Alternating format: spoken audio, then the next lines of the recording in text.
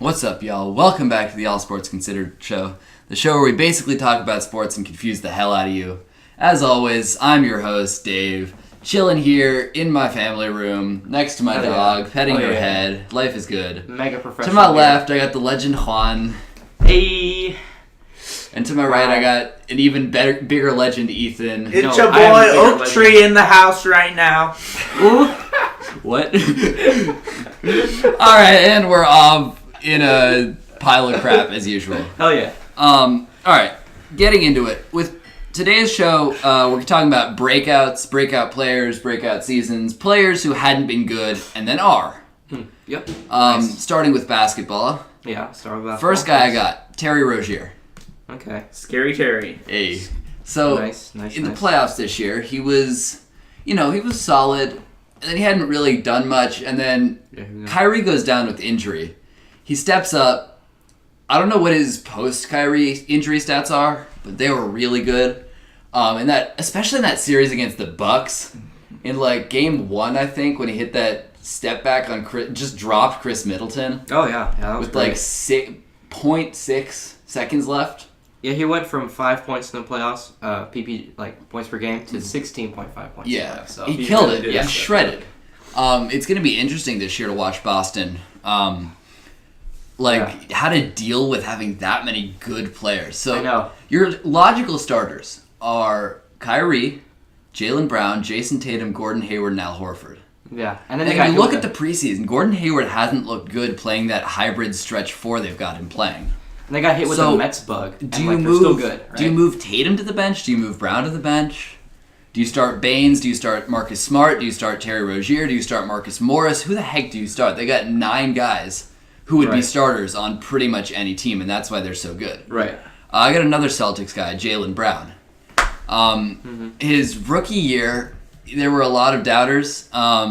His sophomore year, he stepped up. When Gordon Hayward went down and shattered his ankle 5 minutes into the year, or Jaylen Brown, he just stood up. He stepped up. Jason Tatum also surprised some guys as another breakout. Oh yeah, he had a great People year. were not expecting that, and then he came out as a rookie. As every Celtics commentator said like 10 times a game, he's a rookie! Yeah. And for some quick numbers here, for his 3-point field goal percentage, it's 39.5, so almost a 40 That was field goal Tatum? percentage. No, this is Jaylen Brown. This is Jaylen Brown. Yeah. Jaylen Brown started shooting that well. And the field goal percentage is 46.5, so almost a 50% field goal percentage. And for a guard, rookie. No, Jaylen Brown's a sophomore. He's a sophomore. Jaylen Brown just finished his second year. He was drafted, he's he was drafted in near 2016. He had a really good round, sophomore third pick. season. Yeah, but and his effective field goal percentage is 54%. So also he that's played really really good well, and he's super athletic. So that's definitely the breakout. Let me just say, the duo of Tatum and Brown has the potential to be one of the top 3 duos the league has ever seen, in my eyes. Behind Jordan Pippen and LeBron Wade. Tatum Brown is going to go down in history. Barring injury, Tatum Brown will be one of the best duos that the league will ever see. Right. Next up, I got the Utah Jazz. They were okay. They weren't great. Yeah. They lose their all-star in Gordon Hayward, and then they step it up. Yeah, I know. It's and crazy. they were the 4 seed. Yeah, Donovan Mitchell just came out of nowhere. Donovan Mitchell showed up as a rookie. He slipped down to the 13th pick. The Jazz traded with the Nuggets to get him, and then went out and averaged like 20 points a game as a rookie. Right. No one averages 20 a game as a rookie. Right. In the playoffs, he dropped 38 on the Thunder. That's no true. one drops 38 as a rookie in the playoffs. On the Thunder. Yeah. The rookie class this year, let's just say, the rookies were insane. This is a good class. Especially for sure. Ben Simmons with that 1 point. I believe going into this season, the only one player in the past 40 years had scored, I think it was 20 points in the playoffs in 4 consecutive games. It was David Robinson. No one had done it as a rookie since. Jason Tatum and Donovan Mitchell both did it. Right. The rookies were insane this year. Even if you don't count Ben Simmons, the rookies were still insane. Right. Yeah. They were just insane this year. Absolutely. And they're going to be, honestly, possibly even better this year. Probably They're not going to be playing in the playoffs as much, But DeAndre Ayton is going to be good. Marvin Bagley is going to be really good. Luka Doncic is going to be really good. Trae Young has the potential to be good, but he also has the potential to be a bust. He kind of slipped in the last part of the season. Yeah. But he still has that, Trae Young thing going on, which is pretty good. Mo Bamba could be good, but can anything good really come out of Orlando? Yeah, true. I mean, they gave Orlando away Shaq and Penny Hardaway, going back. I mean, come on. They had Grant Hill, that didn't go anywhere. Yeah. T-Mac, that didn't go anywhere. Yeah. They drafted Victor Oladipo, and now look what he's doing. He's on my list. We'll get to him in a bit.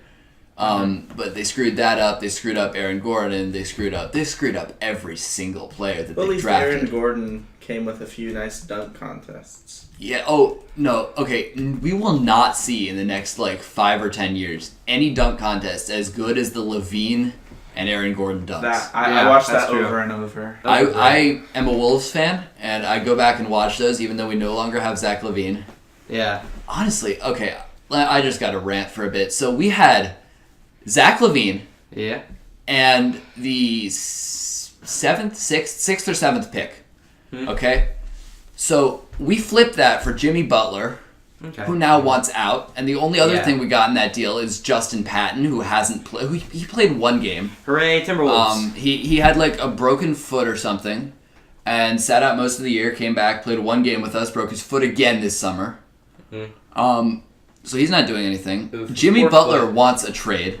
Jimmy Butler's not going to get traded until the Wolves stop asking for insane things. They asked for Ben Simmons, which there are about 2 or 3 players in this league you can trade for Ben Simmons.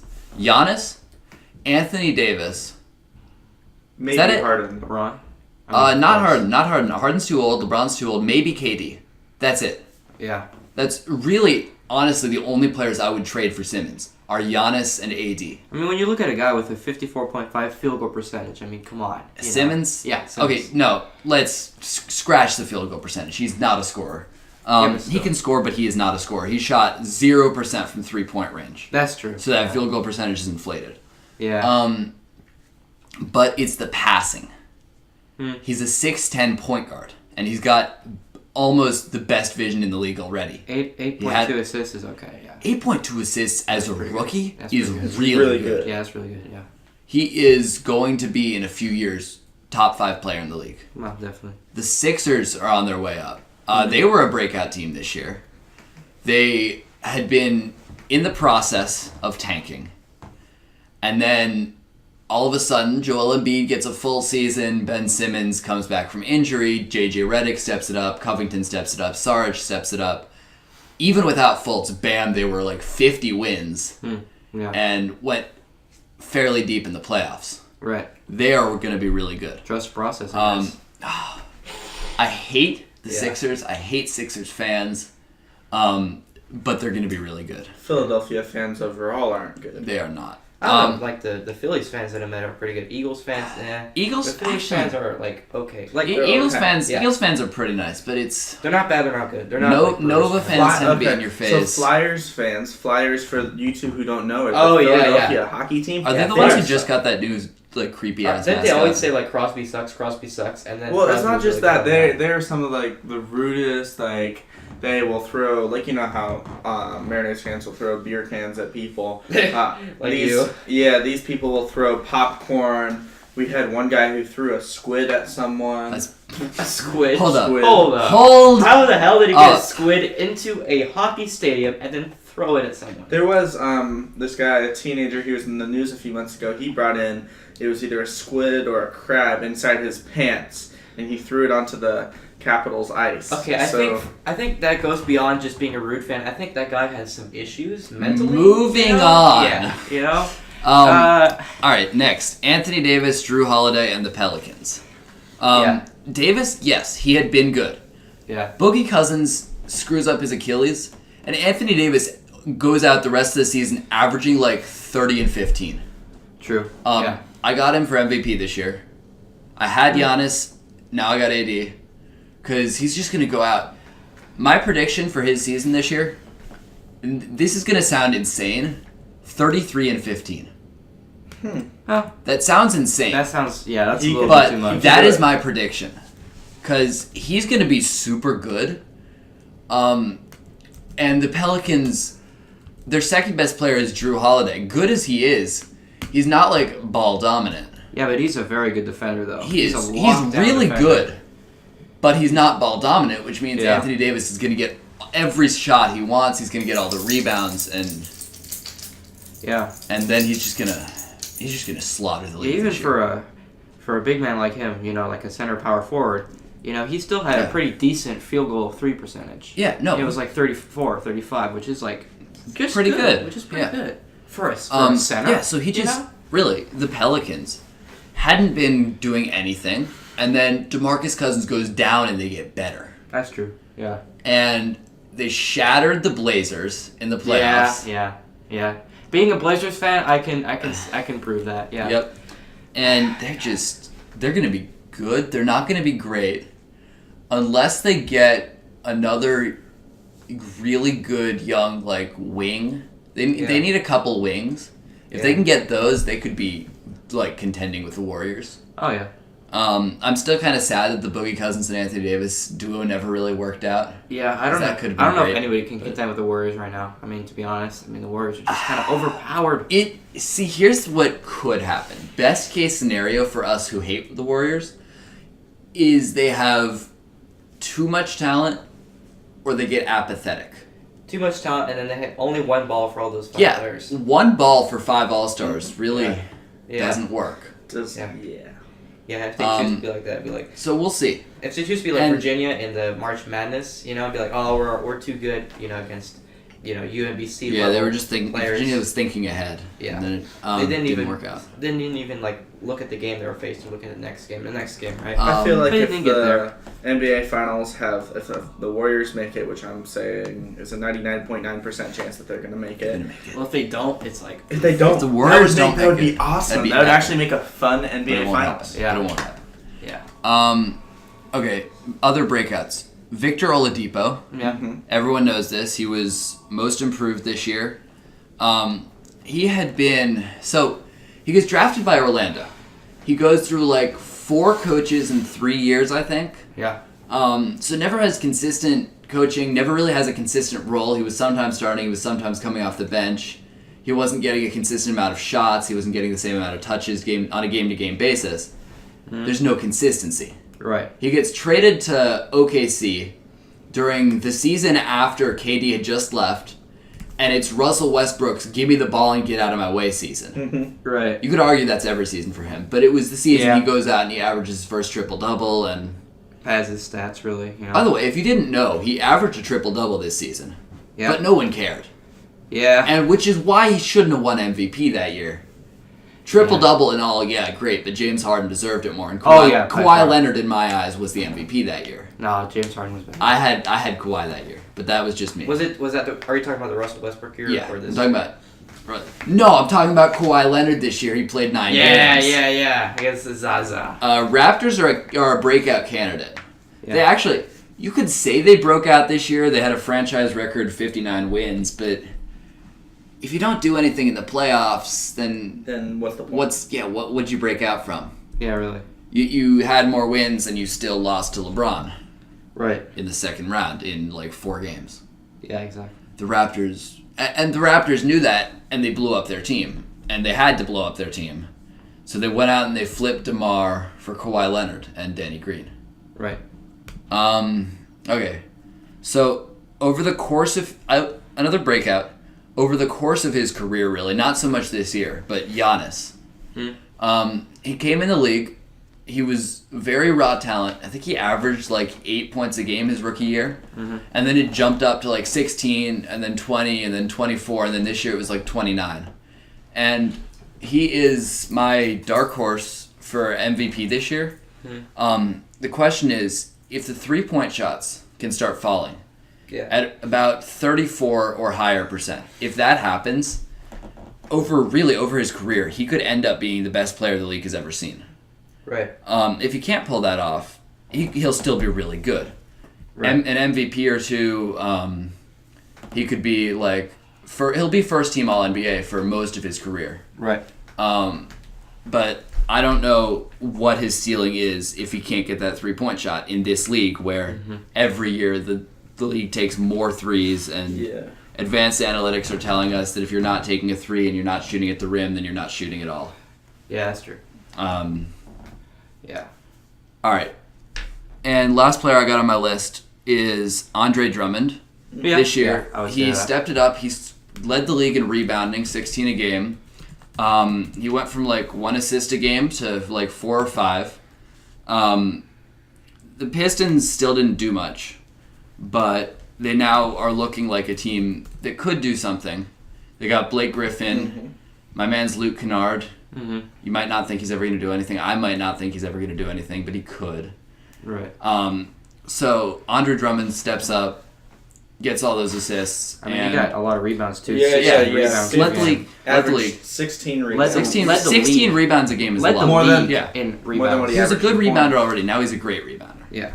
I'm out of things to talk about for basketball. Okay, so let's turn it to baseball then. Yeah, I'm gonna hand it over to you. All right. So first off, let's start with this Christian Yelich. Yeah. No. If he doesn't become the MVP, then I'm saying okay, the MLB is rigged towards the popular teams because if people like Javier Baez win the MVP, or even people like Matt Carpenter win the MVP, which I think those two are like good, really good players, but they're not like Christian Yelich. You know. Yeah. Let's just pull up some stats here. Christian Yelich. I mean, God, this guy has been insane. You know, with he had a 326 batting average in the regular season. He also had a 1.0 OPS in the regular season too. And I mean, holy crap, this guy is good, right? He had 36 home runs, right? He was just an all-around good player, right? And he was kind of like the essence of the Brewers. It's like a good player that people were sleeping on. Was I would consider him probably one of the most really underrated for who he is, right? I mean, yeah, everybody knows him, but yeah, that's because he's really good. People are sleeping overall on the Brewers as a team. Oh, definitely. Yeah, big time. Let me pull up some numbers here. 598 slugging percentage, insane. 402 on-base percentage, that's pretty good. Yeah. A 1.0 OPS, I mean, that's good, but not, that's really good, but not really great. But for he seems more like a contact hitter type. So, you know.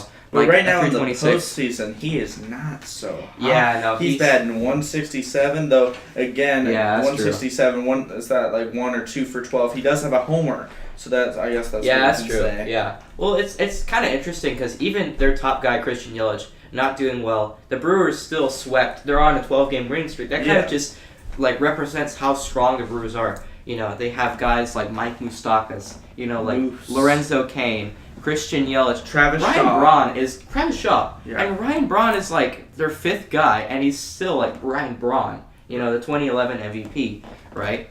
Even then, he's not even their top guy, and he's still really good, which kind of just shows how stacked the Brewers are. Even on the pitching side, their starting pitching never was there, really. I mean, Chase Anderson kind of fibbled a little bit. He was okay. He was not great. But Miles, he kind of came in the middle of the season and started being at lights out. Their guy Jeffries, Josh Hader, even though Josh Hader was kind of racist. They said he was racist, right? Yeah. He was racist because everybody's okay, somebody has a bad game, let's go look on Twitter and try and see what bad tweets they have. Yeah, it was tweets from 8 years ago too. Yeah, I know too. And he said he was sorry. I mean, I still think he's really I still think he's kind of a... I like him. Yeah, it kind of tarnishes reputation. I mean, for example, the Brewers, the Milwaukee fans, because first of all, Milwaukee, it's not a state, it's a cheese country, so they're much more lenient towards their people. But, yeah. So, yeah. I mean, yeah, the Brewers are just, insane. And they even got guys like Jeffries. And Knable wasn't that great this year, but he's still Knable, right? He still had, a 3.5 ERA and, 16 out of 19 saves out of opportunities, which is not a lot, but it's still pretty solid.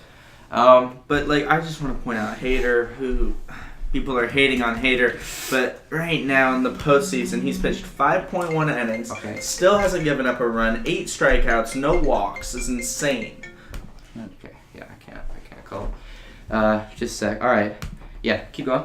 So that just the low ERA in the postseason is really helping the Brewers. Oh yeah. The 8 strikeouts already in 5.1 innings is really good. All he does is strike them out. Okay. And does anyone know Does anyone here know who drafted him? Who drafted Hader? What team? Who? The Orioles. Oh, okay. I have a little tidbit in the here. 19th round of the fucking draft. You draft him. Okay, so I have a little tidbit about the Royals here. Like Arrieta and who is that other guy? Pedro Strop. They went to the Cubs and they became like all-stars, right? Mm-hmm. And and then there's a ton of other like examples of the Orioles having good pitchers that underachieve on their team. They get traded to other teams. Like those are just two examples. And I'm like, this is a trend. This is that the Orioles cannot develop pitching. Mm-hmm. They have always had that problem. They can't develop. I mean, anything. When they were good, they had good offense. Develop a win. Yeah, they can't develop 112 losses. One guys, yay! Like they can't develop anything. Like when they were good, they had good offense, bad pitching. That's always been their problem. Now they have bad offense, bad pitching, and that's what led to their downfall this season. Now the one player. So the Orioles got rid of Manny Machado. Yeah, they're one good player.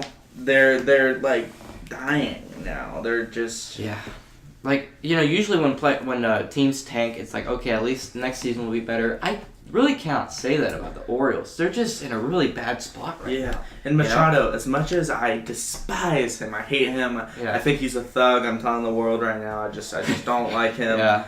He's right now. People are lopsided with whether he's shitty in the postseason or he's good in the postseason. Because people are like he's batting .238. Other people, he's got 3 homers right now. They come at good times. They help his team win.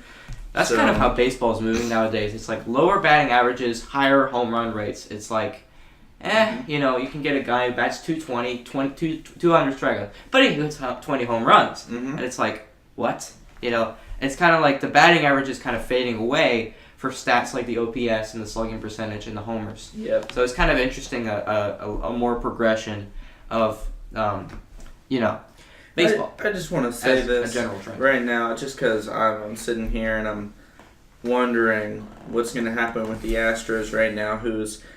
First, they've got number one. Their top 4 players, the top 4 players in the average right now for the postseason are all Astros players. It's Bregman, who I think has had a breakout year. Bregman has just been absolutely incredible. Look at his postseason stats right now. He's had 9 at-bats, which doesn't seem like I can judge someone based off of that. 5 for 9, 2 homers, 2 doubles.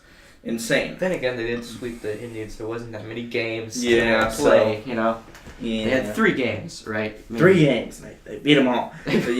Yeah. They just destroyed them. That means it's like 3 at-bats per game, which is it's not quite a starter, but it's like a starter that just said nope after the 7th inning. Yeah. So. But speaking of a starter that said nope, Clayton Kershaw said nope. Yeah. I'm going to go 3 innings and allow 5 earned runs because I'm trash. It's like Clayton Kershaw. Ever since he faced the Cardinals in 2013, he's just been like postseason chokes. Oh, God. I mean, he's had so many of them. They're like, he's all rested up and he's ready to go. You're like, hey, don't you think it's odd that this pitcher we've never heard of just hit a homer off of Kershaw in the postseason? Oh, God. Woodruff. Oh, my God. Now everyone knows his name because it's either Dodgers fan is curse that stupid pitcher or everyone else in the world like, thank you, you're awesome. Yeah. Oh, man. I was so happy when Woodruff hit that homer because it's like a David versus Goliath situation when you talk about market size. L.A. versus Milwaukee. So I want to interrupt real quick because we got a Woj bomb. So Joakim Noah, he got stretched, he got waived, and now apparently this is a miracle. The Wolves coach Tom Thibodeau, who's been reassembling his former Bulls, he got Derrick Rose, he got Luol Deng, he got Taj Gibson, he got Jimmy Butler. He doesn't want him. Oh, yeah. Thank the Lord. The Wolves are not going to get stuck with Joakim Noah, Mr. I'm going to shoot the ball with my hands pointing towards the sky and shove them outward. Anyway, that's the Woj bomb. You can get back to it. Cool. I want to talk about also, it's if you talk about Jacob deGrom should be the Cy Young winner for this year because the win stat has kind of become outdated. Yeah, you're on the Mets. How many games are you going to win? Probably not many because you're related to the Orioles in terms of how many times you lose. Exactly. He had 10 WAR. 10 WAR. Nobody gets a 10 WAR. It says here, this is just a basic thing. 2 plus WAR is a starter, 5 plus WAR is an all-star, 8+ WARs at MVP. He has 2 more WAR than the MVP threshold. Like, he should be the Cy Young winner, and he's honestly an MVP candidate in my mind. I mean, if you look at it, like, Felix Hernandez was also one with a lackluster winning percentage, but he led the league in ERA and strikeouts. I mean, Jacob deGrom is kind of like that. You know, he's on a crappy team, but he's a really good pitcher. So that's now let's just note this: if your ERA is above 3. That's like sort of the ground point for your If you're under 3 and your ERA is in the 2s, you're counted as like a pretty good pitcher. But if your ERA is under 2.5, from 2 to 2.5, you're considered an elite pitcher. Exactly. What about someone's ERA for the season that's under 2? Yeah, 1.7. 1.7 Jacob deGrom, 1.89 Blake Snell. He should be the AL. Yeah. Oh yeah, big time. So underrated. Let's just say his record. First of all, he's on the Rays. The Rays aren't on a winning team. 21-5 is his record. That's crazy.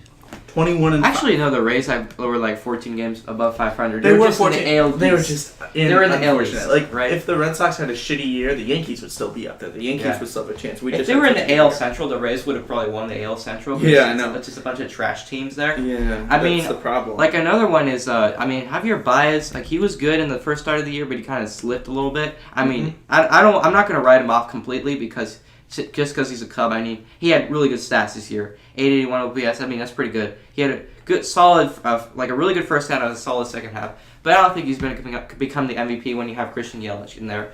And another one who kind of like broke out in the middle of the year. He wasn't like a rookie that broke out, but he was kind of like he slucked in the beginning of the year and then broke out at the end of the year. And Matt Carpenter is another one.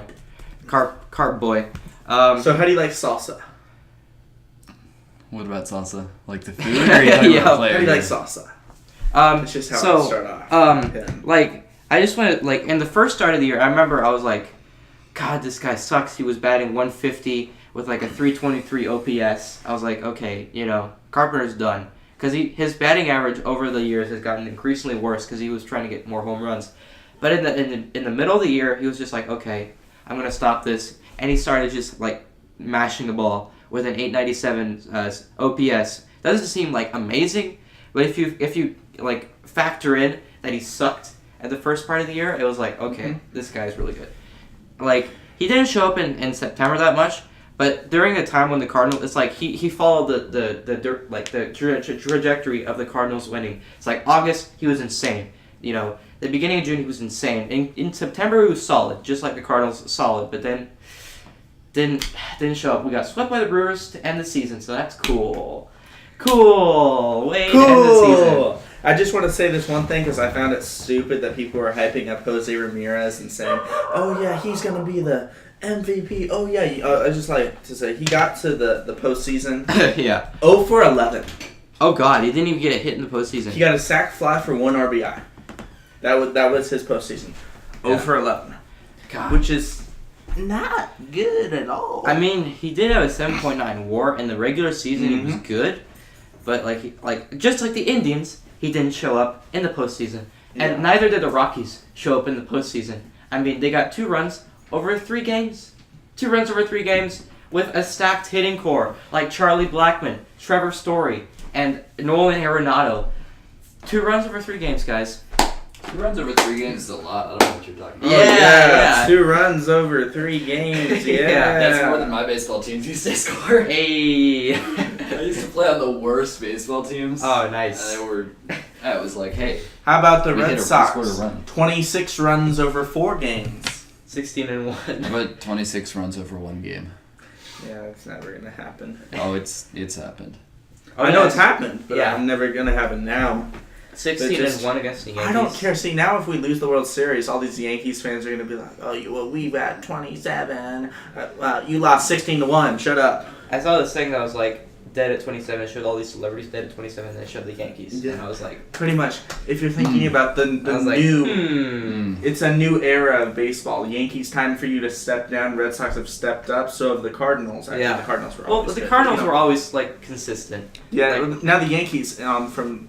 In the last Yeah, 20 years, one championship. Actually, we're not going to count 1999 and 2000 after that. We're counting 2000. No, 2000, let's call it with the 20th century. Yeah. So, I mean, one championship, I mean, it's okay. It's a lot better than a lot of teams. But now it's not... the two teams that have done well, or actually three teams, should I say, the Cardinals. How many of you had two? Two.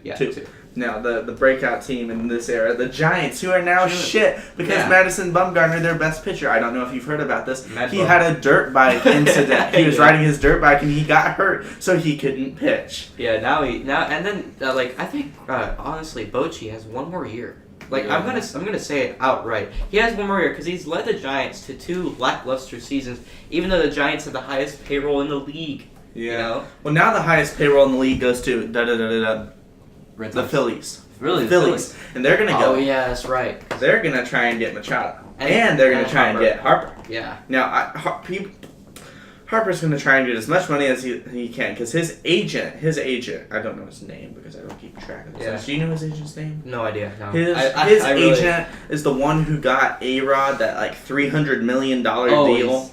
So he should get the agent that got Bobby Bonilla his $1 million a year retirement plan. Yeah, I know. From the Mets. Okay, that was stupid. I mean, come on, Mets. Just do your math. They were like, okay, well, we don't have to use this $5 million. We can get other players. It's like, but you have to pay $30 million total down the road. Harper did not have a breakout season. He was one player that was absolute shit. He made the All-Star game. I'm sorry, Mom, for saying that Harper is shit, but he was shit. I'm sorry. He was a starter in the All-Star game. Why? Can we just not talk about how terrible the Nats season was? Let's just say, for all you people listening, if you're from Maryland, fuck the Orioles. If you're from DC, fuck the Nats. I'm a Red Sox fan. I hate you guys. I was just like, I felt bad for the Nats, honestly, because it's like they haven't really had a good. Well, yeah. Here's the thing. I like my likingness. I don't know if that's a word. I don't care. My likingness for a team is dependent upon a number of factors. If I like or dislike a player by a large margin, and if they're managers. Oh, yeah. Okay. First off, the Nats manager, Dave Martinez. Who the hell is the... he's shit. Yeah. The old players like him, but the fan base are all like... So it's kind of like... It's like a crappy version of Matheny. Matheny was a good... But he wasn't a good strategist. He was like... Well, I mean, I'm kind of glad we got rid of Matheny. And then we got this guy, Mike Schilt. I was like, Whompst is Mike Schilt. And I'm like, oh, he's making our club a winning team. And I'm like, oh, we're gonna keep him now. Okay, leave him in then. Yeah, leave him in. He actually was hired in-house. Put him in and leave him in, coach. Yeah. And let's talk about the best moment of all of baseball this season. Orioles manager Buck Showalter got fired. He is so annoying. Wasn't he the guy that walked Barry Bonds on a bases? He intentionally walked Barry Bonds bases loaded, which drove in a run because Barry Bonds was Barry Bonds, and actually that worked because the other guy lined out and that was the end of the game. And I was like, why would you do that? It's such an obvious showing. It's like you are better than my entire team, and you're gonna drive us into the ground if we don't intentionally walk you. That reminds me of the game Nats Cubs. I think it was last year or something. Yeah. The Cubs walked Harper 6 times. Wait, really? Yeah. They were. Joe Madden took him completely out of the ball game. They ended up winning. The Cubs did. That's true. They took Harper out, and in an interview later, Harper said it's the best game of his life to know that the Cubs feared him because he bats 500 against them. Right. Yeah. So. Yeah, I wish we had Bryce Harper. We could just mash the Cubs every game. That'd be great. But no, because we're a mid-market team, and we don't have that much money because of that. Yay. Hey. So we rely on rookies to carry on team, which has kept us winning over the past 10 years. Mm-hmm. But when you have I'm gonna rant for a little bit. It was it was against the Brewers, and it was 2-1 Brewers, and it was I think it was a single. And he went from second base. He was coming home, or something like the Brewers made an error. And it was our chance to get a run. But Greg Garcia trips when he goes to home base and trips on the midway to home base. So he has to go back. And we end up losing the game. And we end up getting swept. And that's kind of what happens when your team, gets carried by rookies. I mean, it's great because we haven't had a losing season since 2007. but we have to have some experience in there. So, I mean, that's my little rant about the Cardinals. I was just like, oh God, why did he trip? That was the entire sentiment of the Cardinals fan base that day. I feel like tripping is not something that really you could leave down to a rookie or not, though. Yeah, but I mean, I didn't trip while running any more freshman year than I am sophomore year. But it's just symbolic of like... I mean, yes, but at the same time, tripping is not a thing that varies based on your experience. That's true. And in fact, honestly, if you're more experienced, you'll probably trip more because you're older. That's true, yeah. Ryan Howard in a postseason game, he tripped on the way running to first base, and he broke... I don't know what it's called because I'm not, sciencey and anatomy. Oh, F that. But he broke this part on his foot. His ankle? The front part of his foot. On the front part of his foot. And he's slow, he's fat. But the player at third bobbled it. And if he was safe, the Phillies would have won. They would have made it into the NLCS. But they didn't. When was this year? 2011? Yeah. Oh, yeah, we played them in 2011. Oh, yeah. And I was just sitting there because I'm not a big fan of the Cardinals. I'm just like, you fucking idiot, get over there. And then, yeah. And as I say this, Dave is looking at the color of the ceiling.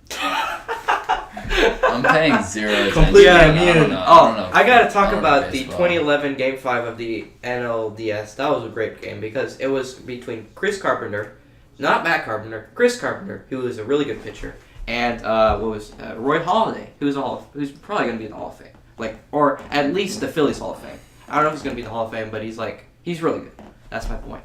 And it was the first inning we get a triple and then a sacrifice fly, 1 run, and that's it.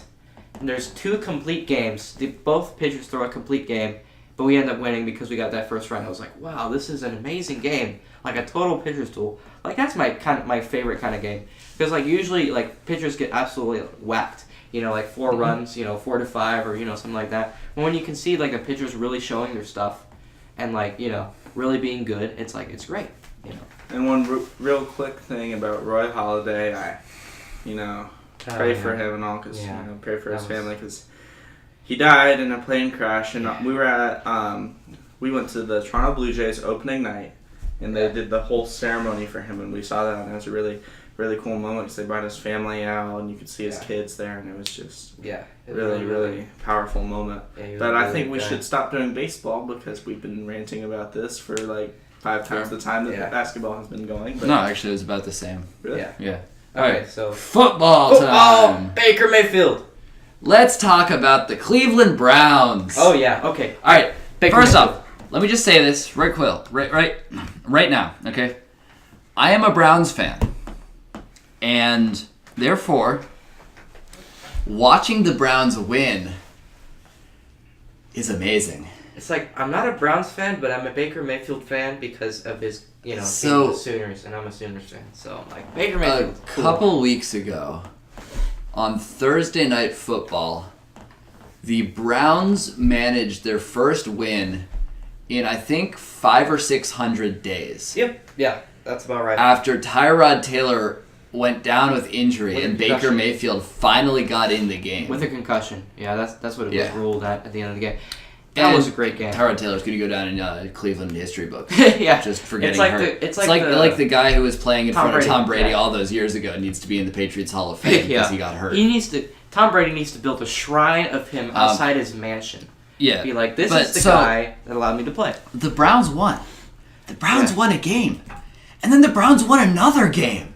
Yeah. Now the Browns are actually looking like a decent team. Yeah, the Browns are tied with the Steelers. Yeah, they're 2-2-1. Yeah, the Steelers. Oh, who cares about the Steelers? I don't know anyone who. Here's something even more impressive. Yeah, no one we know. No one likes the Steelers. So here's something even more impressive. They should be 3-1-1. Yeah. They got screwed out of a game after the refs reviewed a play after another Oakland, play had already occurred. This was against Oakland, right? This was against Oakland. The overtime. So game. The refs made a call that they couldn't call. They reviewed something they couldn't review. Bottlegate. And the Browns lost. Bottlegate scandal all over again. The Browns are looking good. My prediction, 2 more seasons. This year, next year, the year after. They're out of the playoffs. The year after that, they're in the playoffs and they're going deep. Yeah. That's my prediction. I can say that. Miles Garrett is going to be Defensive Player of the Year. I'm just so one happy, of these honestly. years. Because you know why? I've had all year these people are like, oh, Baker Bustfield, he's going to be trash. And I'm like, just watch him. Just watch me prove everybody I know wrong. And that's actually, and you're about to talk about this, I know. Yeah. But that is what Baker Mayfield has done his whole life. Oh, yeah. Take it away. You're the Oklahoma fan. Okay. Give us his entire life story. Okay. Sit down. Don't mess up your knee more. Yeah, true. Yeah, you're right. I just got excited. Anyway, so when he was in high school, like, he was kind of like, he was short, right? He was probably like 5'8", 5'9". Just tiny for a quarterback. Just tiny. Like, and then he got the starting gig, and he led, like, I think it was either to 1 or 2 state championships. They're Lake Travis High School. And, like, then nobody got him, right? He's 6'1" now. So, nobody got him. He walked on at Texas Tech, right? He became the Offensive Player of the Year for the Big 12 Conference.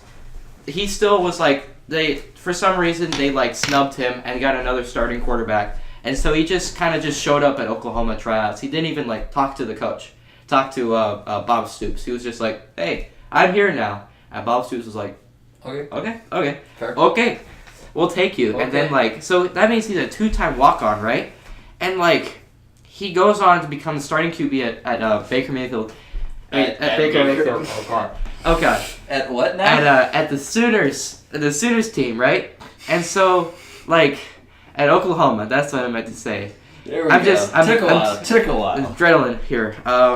And then, like, he put on, like, first of all, he put on, like, a really strong season, almost Heisman. And then 2016, he put on a really strong, another season, he was, like, third or fourth in Heisman voting. And then he goes and gets his Heisman season. And, like, 2-time walk-on to Heisman winner. I think it was against Oklahoma State. He threw for 598 yards. 598 yards and had a passing rating for that season of 198, which is the record all time for any quarterback in NCAA history. Not even Sooners history, not even Big 12 history, NCAA history. So he could be single-handedly the greatest passer. Because he played for like 6 years. No, he played for Texas Tech. It was 5 years, and that's all the Baker Mayfield rule. They adapted that. So the Baker Mayfield rule is that basically, if you're walking on to another college, like a 2-time walk-on or something, you can play the next season. If you're a walk-on already, like initially a walk-on, you didn't get a scholarship. So if you transfer from one place to another and you were a walk-on initially, you can go ahead and go play for that season. But Baker Mayfield had to sit out for that season because the rule wasn't in effect yet. It was his rule. And so yeah, I mean, and then he just like everybody was like, oh, questioning about his character. And yeah, there are obvious questions about his character. I mean, the public intoxication incident was pretty bad. When I heard that, I was like, really? Come on, dude. That is every Browns quarterback I have ever heard of. Yeah, that's true. But have any of them done anything? Not really. I mean, Johnny Manziel. Oh, God, but he didn't do anything. He didn't bring Cleveland their first win in over 500 days. Right, no, Johnny Manziel. And actually, let me just say real quick, Johnny Manziel, he's playing in the Canadian Football League. Oh, yeah. His first, I don't know what he's done really since then, but his first game, he had 4 interceptions at halftime. Oh, yeah. 4 interceptions in the Canadian Football League at halftime against, like, the level of competition you might see in an average, like, collegiate football game. Like, the difference between Manziel and Mayfield is that Manziel was always, everybody knew he was an asshole. It was like everybody on the A&M team didn't really like him. He was like, he's good, but we don't like him. Like, people on Baker Mayfield's team, he was all about team first, and everybody loved him there. Like, fans, coaches, players, they were like, they're like, Baker Mayfield is great. All right. Anyway, now that we've got his life story. Yeah. So he's Browns are coming up. Baker Mayfield is going to be good. Myles Garrett is going to be legendary. Jarvis Landry is going to be good. Jarvis Landry is, I think, the youngest to 500 receptions. Nice. And this rookie, Denzel Ward, is going to be really good. Oh, yeah. Big time. So the Browns are coming up. Oh, yeah. Big time. They have some really good tools. Let me just say, I have actually, no one has said this in a long time, but I am a Browns fan and I have hope for the future. Yay! That's something new for the future. Meanwhile, for the Browns. Teams having great years. The Rams. Yeah. The Rams are killing it. The Chiefs. You know who's not killing it? The Falcons. Okay, let's talk. Yeah. Let's talk about the Chiefs for a minute. Okay, so I was watching the Chiefs, and I forget what game it was, but I watched them. It was the Broncos, Chiefs-Broncos. And as I'm watching, they have the ball first, and I'm like, this offense is really good. So I'm like, why are they not, like, locks to win the Super Bowl? That was when I watched their defense. Oh, yeah. Their defense is horrible. So bad. Yeah, their defense is horrendous. The Broncos, they're good, they're not great. And they were getting, like, 15-yard runs every other play. Right. That's insane. Like, I also, for me, it was like, with the Kansas City hype, I'm not going to buy into the hype just yet. Because they did this last year, and they did this, like, a couple years ago, and, like, they were 9-0 in one of these years. And they've done this a lot, too. Like, 5-0, a good start to the season. And in all those years... Never lasts. Did they have any playoff wins? No. No playoff wins. So I'm like, okay, win a playoff game, and then we'll talk. This is what I've always said about any sport. I don't care how good your offense is. Defense wins championships. Defense wins Super Bowls. Defense wins World Series. So if you have, I don't care if you have the best offense the league has ever seen, which is pretty much what the Chiefs have. The Chiefs have a legendarily good offense. I don't care how good it is. If you can't stop a guy, you can't trade touchdowns and win. That's true. Yeah. Because you're going to come against a team that has a good offense and a good defense. Yeah. And you have no answers. Yeah, exactly. Like, that's why the Sooners didn't win. Okay, I don't know if this is possible because I don't really know how the leagues work, but let's just say the Chiefs and the Patriots meet in either the divisional championships or the Super Bowl. I'm not sure which one they would meet in. Are they in the NFC? I don't know, and I don't particularly care. Anyway, let's just say that happens. The Chiefs have no prayer of stopping Patriots playoff offense. Yeah. Like, the Eagles barely managed it with, like, a ton of luck. Right. And they had the second best defense in the league. Oh, no, they can meet in the conference championship. Conference championship, okay. But the Patriots, the Chiefs, do not have a defense that would literally even touch Tom Brady. Right. Literally, I am not exaggerating, would not touch the man. All I want to say about the Chiefs defense defense not get a fingertip is on him. This ain't it, Chief. That's what I want to say. I have to agree. As much as I hate the joke, I have to agree. That ain't it, Chiefs. It ain't Chiefs. But anyway, Rams. The Rams are having a really good season. Yeah, that's actually a hype I'm going to buy into. On the Chiefs, the offense, Patrick Mahomes, he's on pace for a record-breaking season. True. He's throwing so many touchdowns, all these yards. Oh, big time. Didn't he have like 13 passing touchdowns in his first 2 games? I think so, yeah. To like 12 That's or 13. Insane. That's insane. That's wild. Raiders. What are you doing, man? John Gruden. Like, oh, God. Yeah, the only reason that the Raiders even beat the Browns was because someone in the league office said, all right, the Raiders need a win. Yeah. Get him the win against the Browns where no one will actually notice. Yeah. Like, I bet they also have a trash defense, too. Ooh, boy, I just looked here. Dallas Cowboys have the 29th offense in the league, which is great. Great. Perfect. Who likes the Cowboys? Who likes the Redskins? I hate both. Ooh, hey, yeah. Hey. Le'Veon Bell. So he is still holding out. He said he'd come back like week 8, which is the Steelers' bye week. Oh, boy. Right now, the Eagles are probably leading and contending to trade for him because their running back is out with injury. Yeah. The Eagles with Lev Bell, that would be awesome. Yeah. That would be great. Tell me, you've got the thing pulled up. Can the Eagles and the Rams meet in the Super Bowl? Let's see. Eagles, Rams. So Rams are in the NFC. Eagles are in the NFC too. So it'll be in the conference. Anyway, conference championships. That would be one hell of a game. Yeah. Le'Veon Bell and the Eagles versus the Rams. That'd be cool. That'd be a great game. Insane. I just hope it'll be better than the Vikings-Eagles game last year. That was a terrible game. For everybody except for the Eagles standpoint. All right. Let's see. So, Jimmy Garoppolo and his ACL are no longer together. They've had a hard breakup. His ACL said a lot of pain, a lot of tears. His ACL just said, "It's not you, it's me." But we just need to see other people. That's what we've got for football. Oh, also, I want to bring another example for defense. This is going to be like short, but Totally. This is the World Cup. Argentina defense terrible, absolute trash. The reason we went all the way in 2014 was because we had a good defense. We had Mascherano was the lead us in, and yeah, that's the reason why. Now we suck because of our defense is trash. Anyway, that's why Duke hasn't really done much in the postseason the past few years because freshmen cannot play defense. Yeah. All right. So that's all we got for football. And I guess we're going to hockey. Slide it over to about a minute of hockey. And it's only a minute of hockey because I'm standing here with two hoodlums who have no clue what hockey even is. I watched a game once. The Philadelphia Sabres? Yeah, great. So the one team I'd like to say, the Toronto Maple Leafs now. Crazy. So we've played 5 games so far. And I'd say 5 games being played, let's just put this into perspective. I'd say if you get 1 goal per game, 1 goal, 1 assist per game, you're doing really well.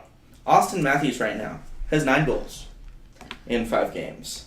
And he also leads the league with 12 points. Someone's tied with him for 12 points, and that is Morgan Riley, who also happens to be on the Maple Leafs. Third in points is the new pickup Johnny T, who has a motherfucking number of 10 points, which is third in the league, and no one else has this. Then you have Mitch Marner, come on, another 10 points. So you already have 3 centers. There are 3 lines. Their first line, with second line, and third line has an elite player who has more points than any other player in the league. Right. And you have, just coming up over here, Johnny T got traded from the Islanders to the Maple Leafs, is having an insane breakout season. I know it's only 5 games in, and I know the people around me have no clue what I'm saying. But 5 games played, 6 goals, 4 assists. Oh yeah, already. That's pretty good. Insane. So 144 points in his career. Is that good or bad? What? He had 144 points in his career. Is that good or bad for Austin Matthews? For Austin Matthews, well, he's very young. He's on a rookie now. His rookie game, 2 years ago, game, he got 4 goals. A hat trick is impressive when you have 3 goals in a game. He got 4 goals in a game. I understand soccer, so I know that's really impressive. That right never happened in soccer, by the way. This guy right here, John Tavares, is sculpting an incredible career right now. He's played 674 games in hockey, which is quite a lot, actually. Yeah, that's a lot of games. And he was drafted in 2009, first overall pick, and he's got 631 points to go along with those games. Right. And he's just a force to be reckoned with, and so are the Maple Leafs. And Matthews, 9 goals in 5 games is insane. He's always been insane. I've always thought of him very highly, and I just want to say, he's played 149 games. He has 144 points. His plus-minus is 26. Do any of you guys know what a plus-minus is? Yeah. That's a huge thing in basketball. Yeah. It's a huge thing in hockey. If yours is over 0, you're good. You're good. And 26 early in the game just signifies how much the Toronto Maple Leafs have made an impact. Right. Yeah. And I'm kind of worried because Toronto Maple Leafs fans are really insufferable. And they can be. They're kind of like English fans. I bet they're gonna pull this thing that's it's coming home to Toronto. No, they're not. They are because they're Canadians. They're Canadians. They'll just say sorry. They just say sorry all the time. Sorry. We won the. Sorry, we took your trophy. Sorry. Sorry. All right. What else you got? Anything? Nothing, because that was over a minute. All right. Perfect. Last thing is I want to hit running, and I got 2 things to talk about with running. The first thing. Wow, this is a really good time for marathons right now. Yeah. So, in the last 2 months, okay, in the Berlin Marathon, Eliud Kipchoge went out and set the world record in the marathon. Yeah. It's 2 hours and. That's what I'm looking up. There's 2 minutes, 2 or 1 minute, one of those. 2. All right, I don't know. But it was 2:02-ish, roughly. Oh wow. Yeah, 2:02 low, I think. That's very good. And then his unofficial time is 2 hours and 25 seconds. Because he's gone out. So Nike did this whole thing where they wanted to break the 2 hour. He went 2:01:39 officially. That's an official world record, 2:01:39. 2 hours, 1 minute, 39 seconds. Sorry, for you non-runners. Yep. That is so fast. That is incredibly fast. Okay, a marathon is 26.2 miles, yes? Yep. That's about a 4:30 mile. That's about a 4:30 mile. Yeah. For 26 miles. I can't do that for a mile. A 4:30 mile plus a minute is what I can do. Yeah. That's it. All right. And after that, in the Tokyo Marathon, someone set the Japanese record for a marathon, 2 hours, 6 minutes, 11 seconds. Okay. Got 100 million yen for it, which is... That's like $2. 900K. That's like $2, That's right? 900K. So that's a lot. 100. And then was it 100 billion? 100 million, I think. 100 billion. And then in the Chicago Marathon, Mo Farah went out and he ran the European record. It was I think 2:05:11. I think. I see. This is crazy. Mo Farah's a beast. Mo Farah is insane. I don't know. That's wild. He's won the 5K and the 10K at the Olympics 2 Olympics in a row.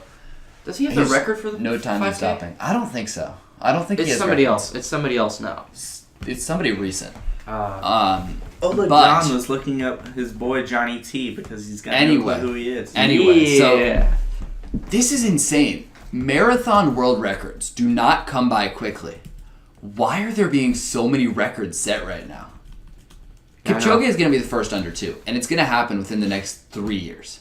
I know. I'm calling it right now. He will break 2 hours in the next 3 years. Oh, it's Bekele who has the world record for 12:37. 12:30.